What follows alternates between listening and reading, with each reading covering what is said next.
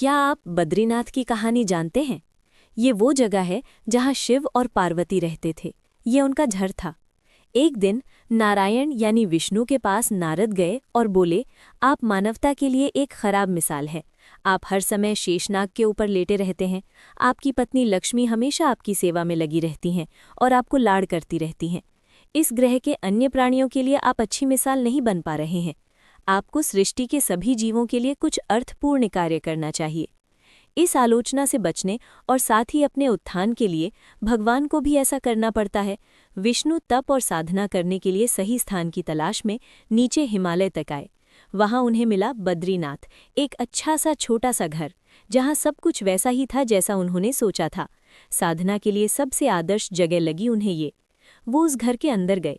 घुसते ही उन्हें पता चल गया कि ये तो शिव का निवास है और वो तो बड़े खतरनाक व्यक्ति हैं। अगर उन्हें गुस्सा आ गया तो वो आपका ही नहीं, खुद का भी गला काट सकते हैं।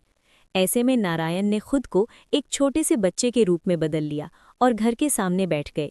उस वक्त शिव और पार्वती बाहर कहीं टहलने गए थे।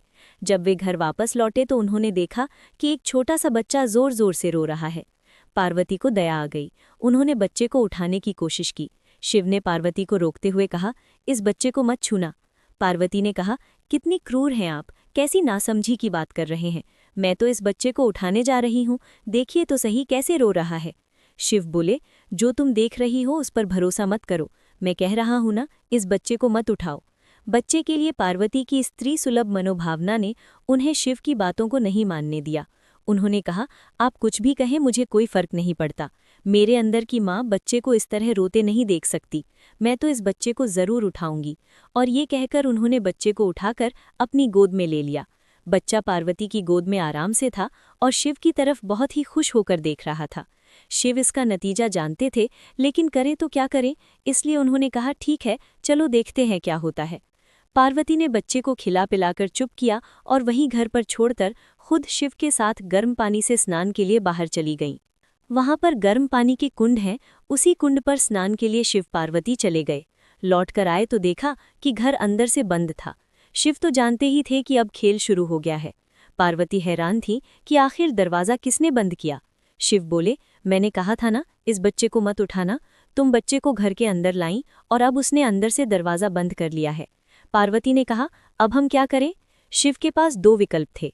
एक, जो भी उनके सामने है उसे जलाकर भस्म कर दें, और दूसरा, वे वहां से चले जाएं और कोई और रास्ता ढूंढ लें।